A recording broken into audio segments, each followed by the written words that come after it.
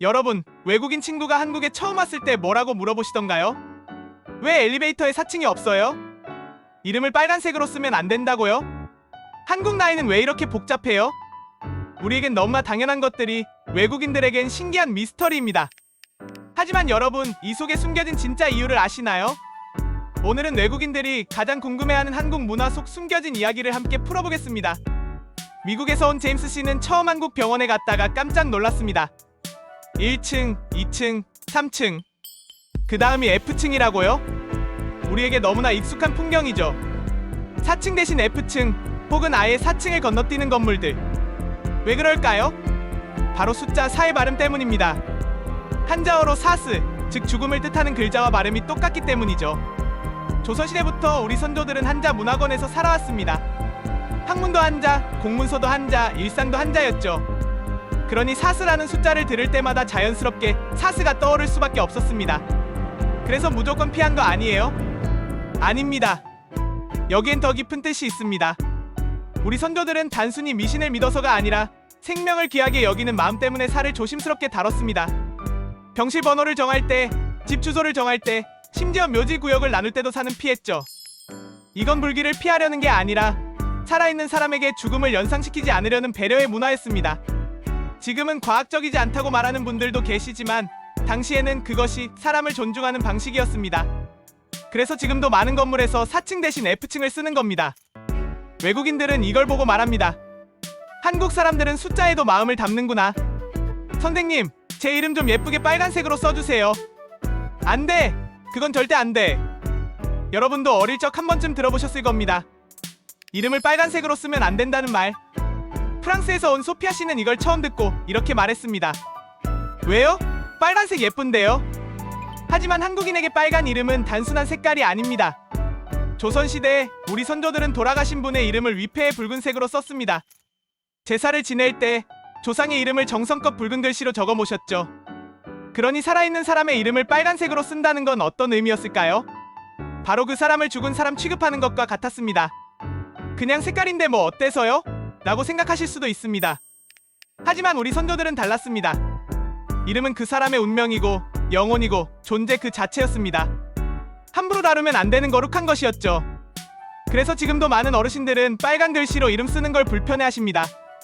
미신이 아니라 상대방의 운명을 소중히 여기는 마음 때문입니다. 한 외국인은 이렇게 말했습니다. 한국인들은 이름 하나에도 예의가 있구나. 맞습니다. 우리는 사람을, 이름을, 그리고 운명을 존중하는 민족입니다. 한국에서는 태어나자마자 한 살이라고요? 정말이에요? 독일에서 온 루카스 씨는 처음 이 말을 듣고 믿을 수가 없었습니다. 그럼 새해가 되면 또 한 살을 먹는다고요? 그럼 12월 31일에 태어난 아기는 이틀 만에 2살이 되는 건가요? 네, 맞습니다. 그게 바로 우리가 쓰던 세는 나이 방식입니다. 외국인들에겐 이해하기 힘든 이 시스템, 왜 생겨난 걸까요? 여기에는 우리 민족의 깊은 철학이 담겨 있습니다. 조선시대 사람들은 생명이 태어날 때가 아니라 태중에서부터 시작된다고 믿었습니다. 어머니 뱃속에서 10개월 동안 자라는 시간도 이미 삶의 일부라고 본 거죠. 그래서 태어나는 순간 이미 한 살. 그리고 새해가 되면 온 마을 사람들이, 온 나라 사람들이 함께 한 살을 먹었습니다. 왜 각자 생일의 나이를 먹지 않고 다 같이 먹나요? 이것이 바로 공동체 문화입니다. 한국 사람들은 예로부터 나보다 우리를 중시했습니다. 내 생일보다 우리 모두의 새해가 더 중요했죠. 나이를 함께 먹는다는 건 우리가 함께 살아가고 함께 나이 들어간다는 의미였습니다. 물론 지금은 법적으로 만 나이를 사용하고 있습니다. 하지만 많은 어르신들은 여전히 세는 나이가 익숙하십니다. 우리 모두 올해 한 살 더 먹었네. 이 한마디에는 따뜻한 정신이 담겨 있습니다. 한 외국인은 이렇게 말했습니다. 한국은 나이조차 함께 나누는 나라구나. 한국은 어디를 가도 와이파이가 터져요. 지하철 안에서도 산속에서도. 스페인에서 온 카를로스 씨는 감탄을 금치 못했습니다. 우리나라는 시내에서도 가끔 안 되는데. 여러분, 이거 아시나요?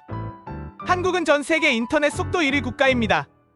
그것도 몇 년이 아니라 수십 년째 1위를 지키고 있죠. 원래 잘 사는 나라니까 그런 거 아니에요? 아닙니다. 이건 우연이 아닙니다. 1990년대 후반 IMF 외환위기로 나라가 어려웠을 때입니다. 정부는 과감한 결정을 내렸죠. 미래는 정보통신이다. 전국에 초고속 인터넷망을 깔자. 사람들은 반신반의했습니다.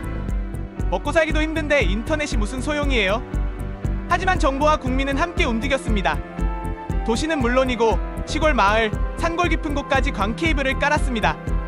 그 결과는 불과 10년 만에 한국은 세계에서 가장 빠른 인터넷 강국이 되었습니다. 지금도 한국의 평균 인터넷 속도는 세계 평균의 2배 이상입니다. 지하철 안에서 영화를 보고 산속 펜션에서 화상회의를 하고 시골 할머니도 유튜브로 손주 얼굴을 보는 나라. 이건 마법이 아닙니다. 한국인의 끈기와 미래를 보는 눈 덕분입니다.